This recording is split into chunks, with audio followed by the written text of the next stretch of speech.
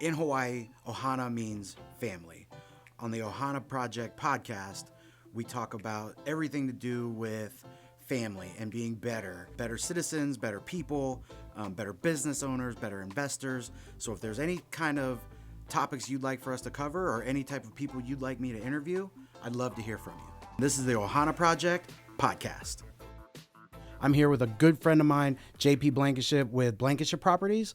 What's up, my guy? What's up, man? Thanks for having me. I appreciate it. Yeah. So always good to see you too, man. Looking good. Thanks, Pam. So like a little bit of background with us, JP actually got me into the real estate business. And my story is I went on my honeymoon, had a conversation with somebody about getting into real estate. I came back, and I'd known JP had been in real estate for a while, and we just had a conversation. I'm like, bro, can I do this? And you're like, yes, absolutely. So I went in and honestly, because of you and because of that conversation, like I got into real estate and kind of got to where I am, or at least the start. And I don't think a lot of people know that. So thank you for getting me in.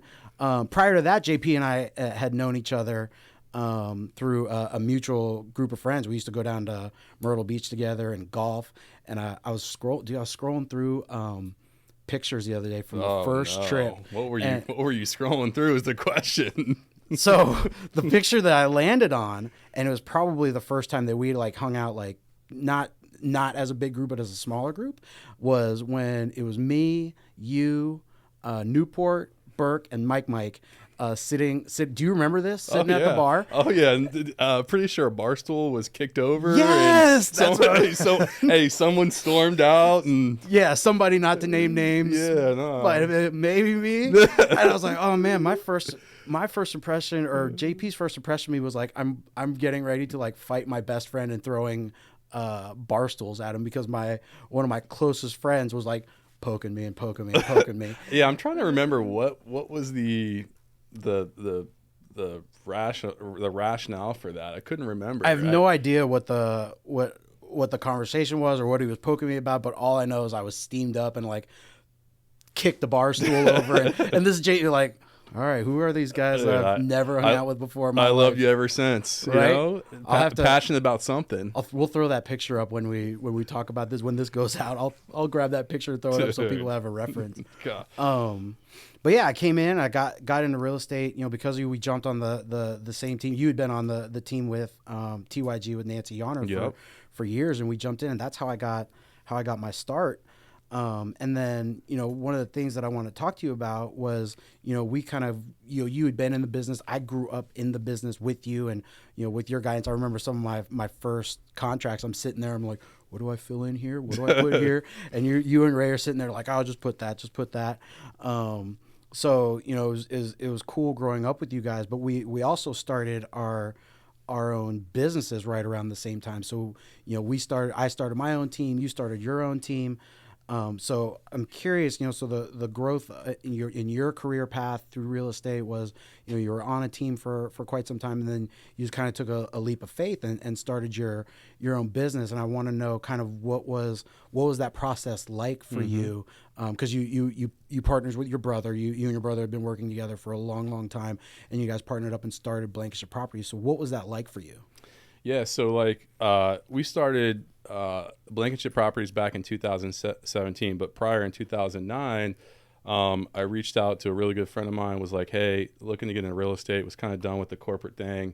And, you know, he had recommended me to Nancy Yonner. At the time, Nancy was looking to bring on, you know, someone to her team. She took me under her wing. She taught me the ropes, the foundation of what it was like to be a great agent. So thank you, Nancy, for that. And I mean, a lot of learning lessons through that, a lot of hard work, a lot of you know, weekend work. And you know, after 8 years being as part of TYG, there was a point where it was like, you know, I'm at the point where I really am ready to do my own thing. And so my younger brother Ray he was in IT sales. But he had gotten in real estate. I think it was like 2 or 3 years after me. So he was still fairly young, and he was pushing back like, hey, I'm not quite sure I'm ready for this, but you know, I trust you. And so, yeah, 2017 started Blankenship Properties, and it was terrifying, Yeah. but had a great great time getting it going. Ray and I I remember, like it was yesterday, we were working out of Barnes and Nobles in One Loudon, trying to figure out iron out our business plan, our branding, our reputation. And, thankfully it all worked out. I think we grew a little bit too fast. We switched brokerages. We started our team. We added, several team members. But in retrospect, that allowed us to kind of get our operations in place, and really focus on, how we're going to move this ship forward. And so, Yeah, so I mean, and back up real quick, like I 100% agree with you. Like there's no way that I would be in the position that I am without some of the guidance that Nancy gave me, without a doubt. And she 40 years in the business, 30 years in the business. I know she just had a birthday. It's crazy when you look at like her business compared to how we run our business. I don't know if your business was similar, but it was very similar to how she kind of what she taught me and how she ran her business. But we kind of added some different funnels into kind of our business structure, and so yeah, in terms of the foundation, it was 100% hands down the best. Yeah, 100%. Well, and I think, and you probably agree with this, starting your own team and you have agents on your team, the reason that I think we worked so well with Nancy was, her business is all sphere, repeat, and referral. Yep. Your business starting out for sure was all sphere, repeat, and referral. Exactly. My business is built almost solely on sphere, repeat, and referral. So when you get those types of agents that run those same type of business, those are the teams and the businesses that work really well together. Yep. Now as that you have your own team, if you were to bring on an agent that doesn't have that sphere and doesn't have the relationships in the area and really needs you to feed leads, it's a tougher fit for a team that is basically based on sphere, repeat, and referral. Correct. Right. So yeah, I mean, I think the foundations of our business are very similar, and it comes from the business relationship, the partnership that we had with Nancy from the start of our real estate stuff. Yeah, 100%. I mean, it's just, learning. And I think, during the kind of the COVID years, a lot of the agent population grew tremendously. And a lot of folks just didn't really know how to be a real good agent, going back to the basics, of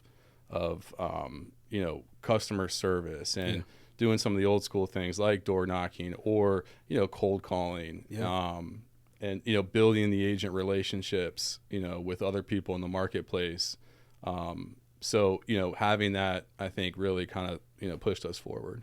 Yeah. What were some of the growing pains like when you guys first started out? So you had a little bit of a help in the sense that you partnered with your brother. So you guys, there was always two of you. A lot of agents, they're kind of by themselves and they bring on an admin or something like that.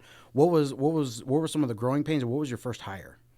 Yeah, so I would say one of the biggest growing pains was trying to figure out how to structure the ownership side of things when when you have a family member involved, and two, we're in a production-based business, right? So if you're doing sales, you're making money. If you're not doing sales, you're not. And so our volume could be at X one year and it could be at X another. And so how do you say, you deserve this much of the company revenue versus this much, So that was a struggle trying to iron that out. And do we have it perfectly today? Probably not, but we're having a great time and having fun while doing it. And we're brothers outside of real estate, and we're business partners inside of real estate. And so, what was the other question? What was your first hire? First hire and best hire to this day is our transaction coordinator, Casey McPherson. Stud. Just the Stud. MVP. She is the MVP. Yeah. Kind of what keeps our business going. 100%. Funny story about that. She was living in this area, and she was moving back to Michigan to be closer to her family, kind of help her mom and dad. And I ran into her on the street, and I was like, "Hey, Case, like, are you you got something lined up in Michigan? And she was like, it's funny you say that. No, I don't. And I was like, well, I was like, can we kind of work something out? So she's been with us from the very beginning since we started in 2017.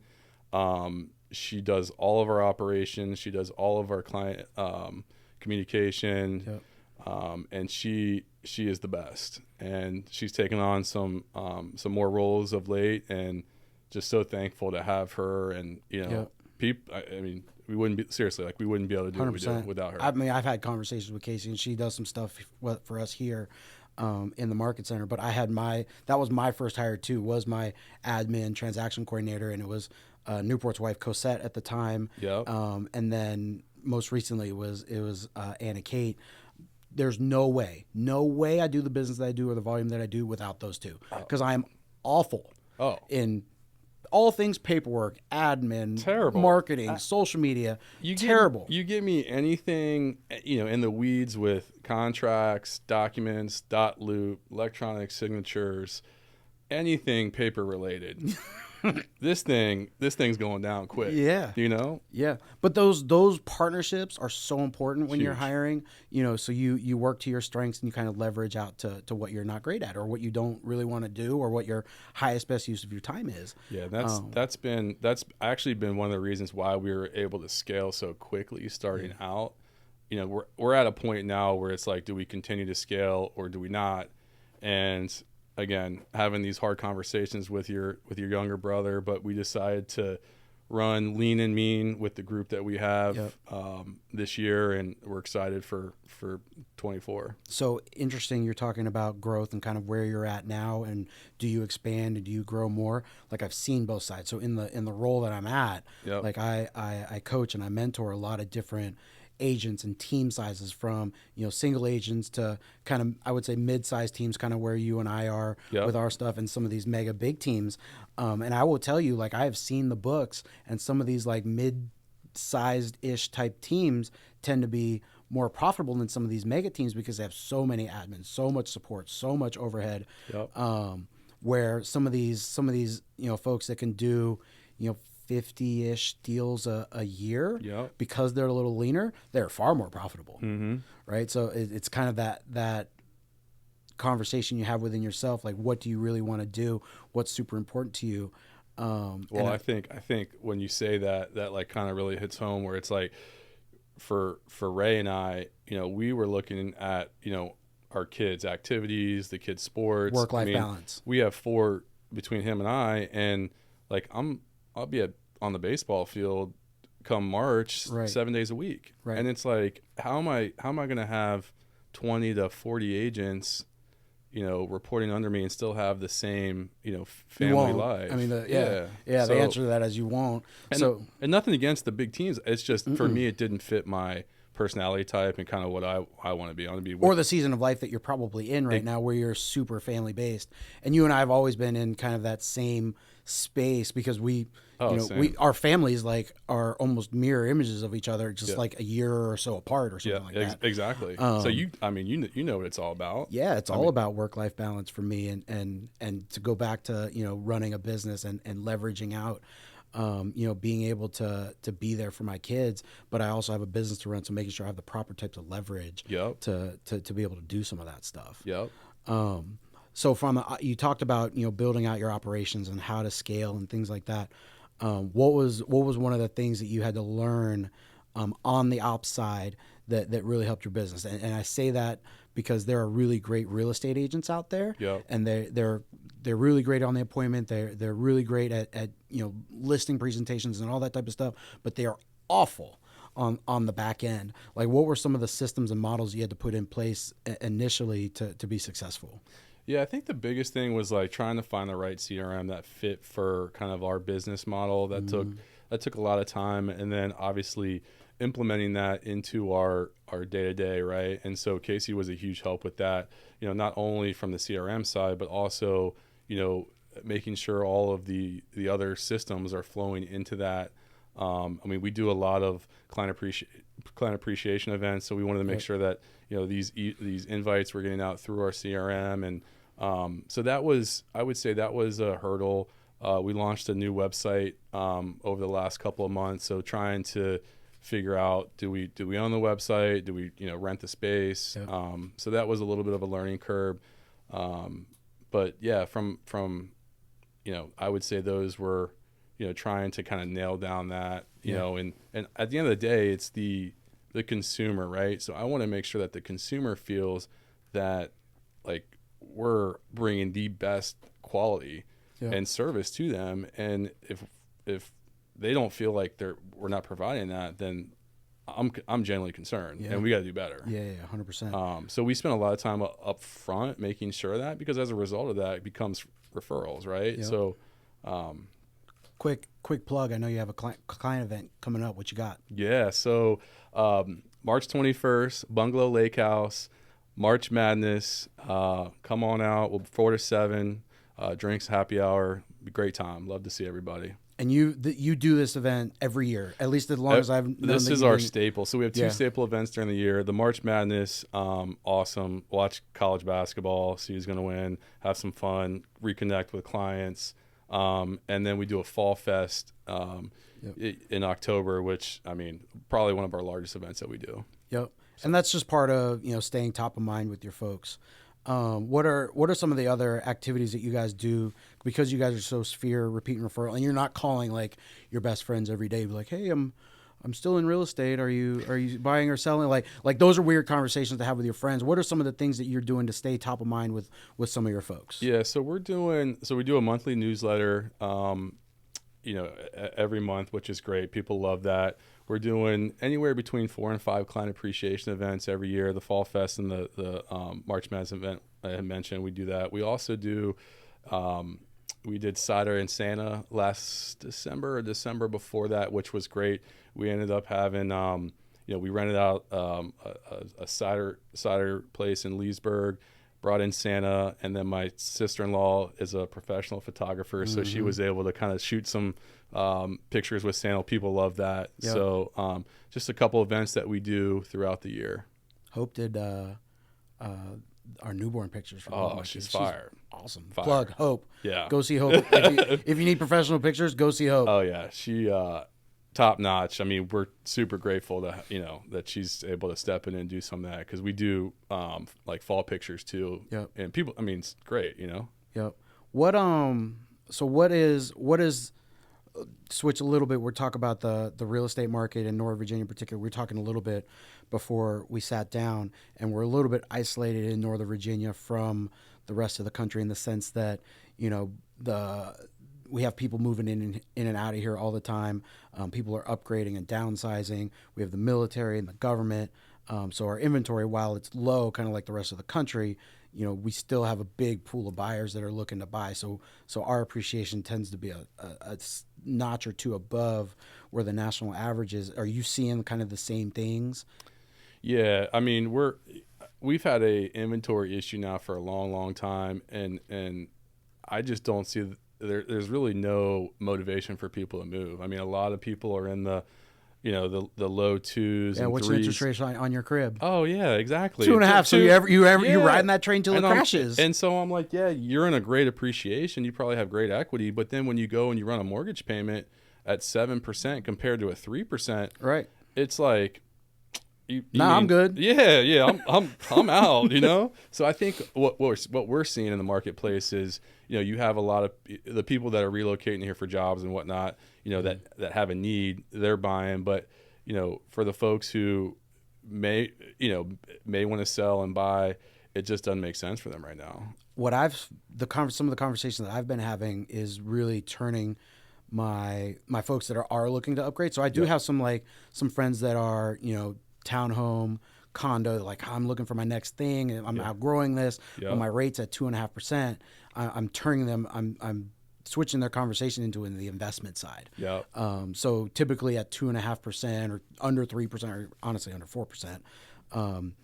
And with rents in the area being so high, I'm like, you can probably make a couple $1,000. Right. Yeah, you can probably rent your place out, pull out some. You have equity in this house, Yep. so pull out some equity on this home. Use the equity as the down payment for your new spot. place, Yep. and somebody else is essentially paying for your Yeah, so the it's down kind payment of on your it's new. kind of like a net, right? Yep. Because you're making a couple thousand on your one of your first investments because you're at a lower rate, but you might be paying more on your next purchase because of. Yep. And a lot of folks, don't have that education. They're not in the business like we are every single day. So switching their mindset into, hey, you're going to be an investor a little bit, Yeah. and they're going to help pay for your new upgrade. That kind of goes back to just an investor mentality, right? I mean, I remember when I bought my first rental property. At that point in time, you had to put 20% down, which was a hefty, but your rate was 3%, right? Yep. So we were cash flowing. I mean, a crazy amount, and then what we did, and we got the appreciation wave, right? So it was a win-win all the way around. So the same thing, we went and did either a cash out refinance or a home equity line to be able to then go buy the next one. Yeah. And we did that over and over again, as long as the rent, once you do the cash out or the refinance, as long as the rent was covering the mortgage, to me it was like you're good still to go. Yeah, good to go. And then it's leveraging you to go buy the next one. Right. So you've been doing this, and as long as I've known you, you've been a real estate investor, and you've gone in some stuff on your own. You've gone in with some partners and some friends and things like that. Where are you on the investor side? I know you've added that to kind of your real estate business. You're still transactional, but you still do some fix and flips, and you do some buy and holds and things like that. Like, where are you in the investor, like, wealth building side in real estate? Yeah. So the buy and hold, I would say for me personally right now, is kind of on hold until rates get a little bit better. So just from my perspective, have a short-term rental. It's been great. Able to take the family down there, use it several weeks out of the year, and it's still making money, which is Colonial good. Beach. It's awesome. Hit them up for the link. Yeah. I stayed there last year. It's awesome. It's a sweet spot. So that's been good. The fix and flip game has always kind of been in our toolbox, I would say, over the last 15 years. This year in particular, though, we've really kind of ramped up on building out a plan to build that side of the business as more of just adding, another revenue stream for us. Yep. We have a great crew of contractors that we've been using for years. Yeah. We trust them. They take really good care of us. Yep.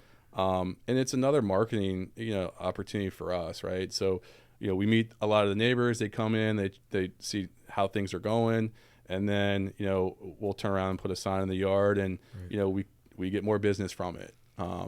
And it's nice because we have these conversations with the neighbors and just say, hey, if anything, if any of the trades aren't being respectful or something's happening, just give us a call. And people are usually really good about that. Well, those types of contractor relationships are super important. Huge. Do you have a preferred network of, so just adding, to your real estate business? So one of the conversations that we have with agents all the time is make sure you build out your great vendor partners, because the real estate agent is the hub for a lot of those referrals. Absolutely. And it's, hey, do you have a carpet guy? Who's your cleaner? Who's your handyman? Like, all those trades, a lot of our folks end up coming to us, because one of the things that I want agents to think about is, not only do our friends and our family and our sphere, when they think about real estate, we want them to think of us. When they think about anything their house, I want them to think of us, because 100%. we have some of these preferred business partners that we trust and we've done business with. If you plug some of the folks that you've been working with. Absolutely. So who's your flooring guy? Steve Jacobus, Big Steve's my guy. Great. I mean, I've known Steve since I was a little kid. I mean, him and my dad were volunteer firefighters in Sterling. So once I found out that Steve was opening the flooring business, I mean, I've been using Steve for 15 years. They do a great job. They've got 2 storefronts and one in Loudon, one in Percival. Yep. And I mean, they'll go all over the DMV. So great group of guys over there. And then Gus with Liberty Painting. Been using Gus now.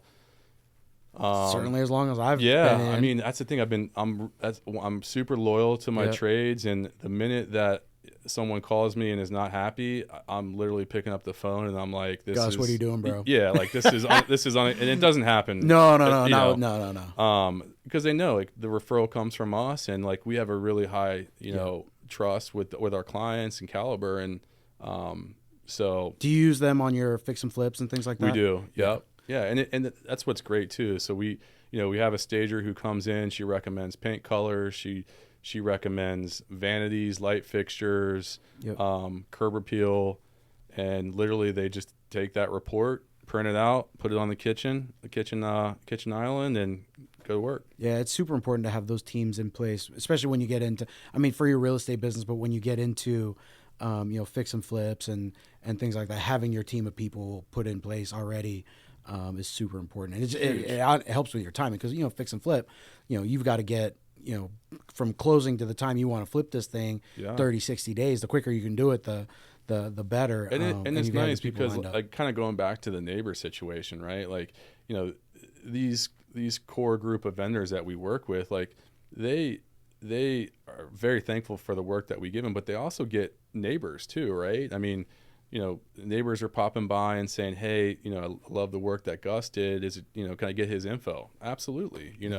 So, it's not only about us, but it's also making sure that we're taking really good care of our partners. Right.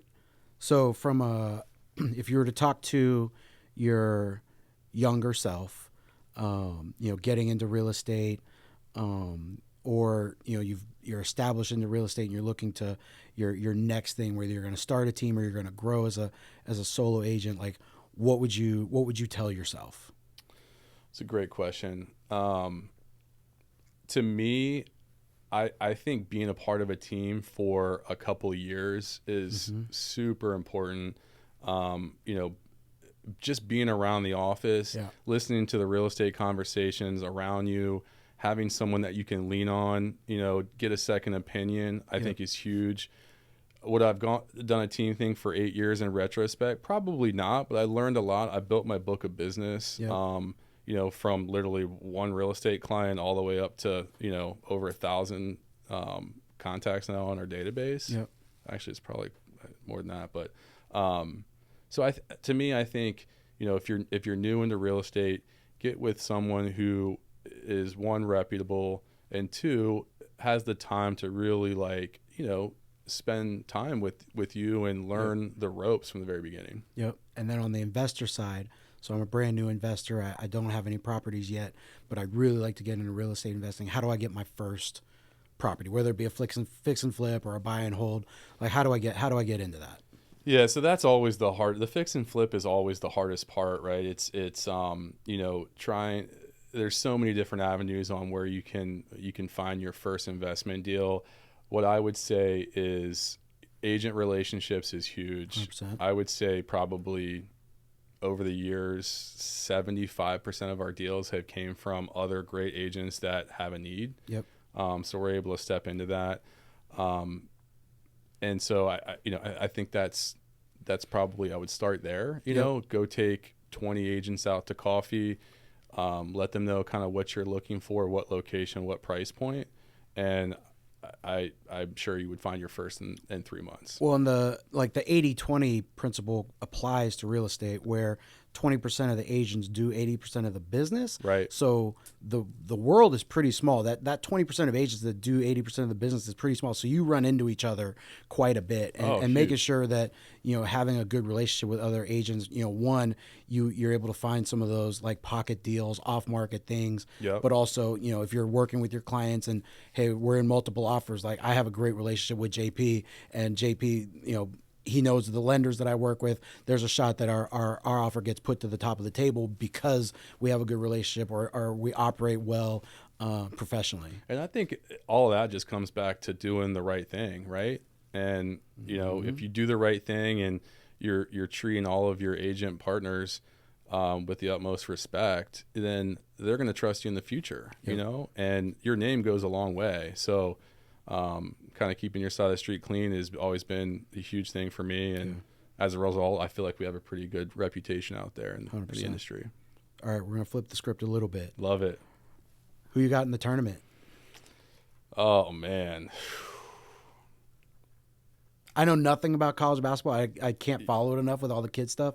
So who do you got? You know, I there's a lot of good young athletes out there. Duke's always been strong, but it's just, to me, it's just watching good competitive athletes go at it.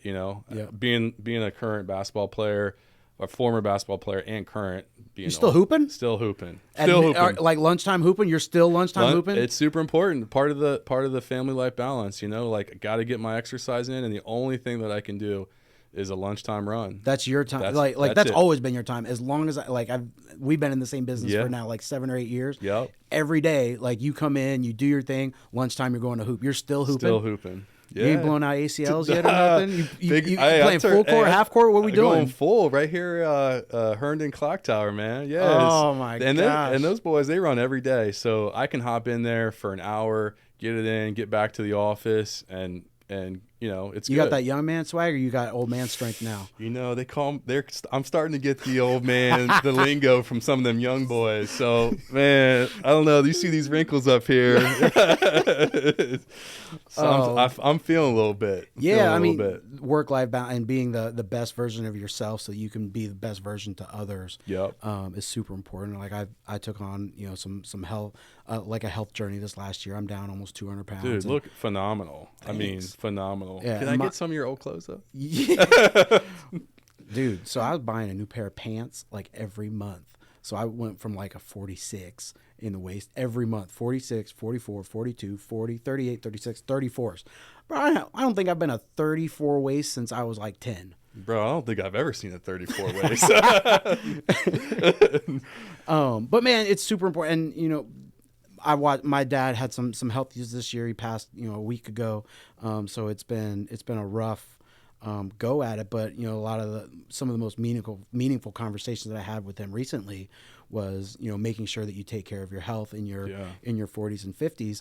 If he'd have done that, and he knew that if he'd have taken care of himself in his 40s and 50s, he wouldn't have had the health problems that he did in his 60s. So I made that decision a year ago. I'm like, I got to get it right. You and we got young kids, man. It's hard. It's hard. Real estate is, being available around the clock, right? Yep. Plus, then you got kids' activities, weekends and evenings, and when do you carve out time for yourself? You got to do it. I mean, and a lot of that's probably diet too, which I'm not the best at, but right. Yeah. Yeah, I mean, it's, you kind of get out what you put in with your diet and your workout and stuff like that, and making sure you take care of yourself is super important. All right, man. So, Commanders' second overall pick. Oh, dude. What are they doing? No clue. I am so. Are you out of not paying attention much with the football? It's been tough. I've been a early 90s Redskin fan, so it's between the name change and the the new ownership group, which I'm a huge fan of that. I'm excited for that. Yeah, that piece of it I'm excited for. I feel like sure. they're doing all the right things with improving the facilities and trying to get the culture better. But I mean, we're in the rebuilding phase at this point. I think we're a couple years out from being a contender, and so I'm just going to patiently wait, like I have see what happens. The last hope 20 they don't years, blow it and all that. Yeah, patiently and unpatiently wait. It's terrible. Oh, I'm no longer the fan who's like, Super Bowl bound. This is the year. Yeah, we're like, we'll see. But we'll see. It's No, I do like the kind of the direction that they're going and stuff like that. And I was talking to Burke and Newport about it. Yeah, it's hard, man. And I was like, you know what I'd do? I'd go get Justin Fields. Sounds like they don't want him in Chicago. I'd go snag me some Justin Fields, and then I'd add. You don't like the Broncos recent cut last night? Russell Wilson. I don't hate it. He's gonna be expensive though. At 35? So, I don't know. I don't hate it. So what my thing with the NFL draft and all that stuff is kind of a crapshoot, particularly at quarterback. So are these young quarterbacks, whether it be Caleb Williams or Drake May or the cat from LSU, are they that much better than Justin Fields? Are they better than Russell Wilson? I don't know. I mean, if you play the odds, probably not. Yeah, so I'm like, all right, do I trade a second or a third and go get Justin Fields, and then I add Marvin Harrison. So then you have Marvin Harrison Jr., you've got Jahan Dotson, and you've got Terry McLaurin out there. I mean, how dirty is that? Go sign. I mean, that's a pretty deadly. Right? That's a pretty deadly. Go sign Tyron Smith, the left tackle from the Cowboys. And then, I'm gonna sprinkle in like Saquon or Derrick Henry, who are free agents coming in. How dirty would that offense be? It'd be. I'd be excited to go back to a game. I'll tell you that. Yeah, I mean, and I think that's one thing I will say. I think the fan base is excited. I mean, obviously last year was, what it is. We don't want to talk about that, but I do think the fan base is coming around. Yeah, thankfully, with the new ownership group and stuff. But they just bought on the real estate side. They just bought a bunch of dirt in Alexandria, right? Yeah, that's what I heard. Yeah. Right. So, Potomac Yard? Something like that up there. I think they're looking to build that out. I don't know if it's done deal or that's where they're going to put a new stadium or whatever, but I know like public transport's in there. Yeah, I heard they were putting a bunch of money in the Ashburn Park facility, like that's tons. Right. Yeah, tons of money, tons into FedEx too. I heard, but wow, FedEx, a little rough. Yeah, I mean, honestly they should go back to RFK. Right. I mean, how cool would that be? So cool. But as a fan, like that would be sick. That'd be the best. I mean, you remember going there as a kid, like going through the city, like, I mean, there's no better. But instead, we're going out to whatever that is. It Waldorf? Is that what it is? Waldorf, Maryland. I don't know. Cool, man. Well, hey, it was really great catching up with you, and we could sit here and talk for hours and hours and hours. But I appreciate everything that you've done for me and my real estate business. No doubt. I've always looked up to you and some of the businesses that you do. And just because our lives have been a little kind of mirrors of each other. We're running the same stuff. Yeah. So, love getting together with you. I think you provide a ton of value as far as your expertise and your knowledge and growing a team and running successful businesses and investments and things like that. So always great to catch up with you. Yeah, man. Thanks for having me on, man. Love this. This is just amazing. Yeah. And love seeing your success. You look great. Thanks, man. Let's run it back. Yeah. And, so if you guys like this content, if you want to hear more conversations with entrepreneurs and wealth building and investment and running real estate businesses and BSing about football, make sure you tune in. Make sure you Hawaiian Ryan on Instagram. What are you on IG? At JP Sells. At JP Sells. Okay, so get with us and follow us for more. Talk to you guys later.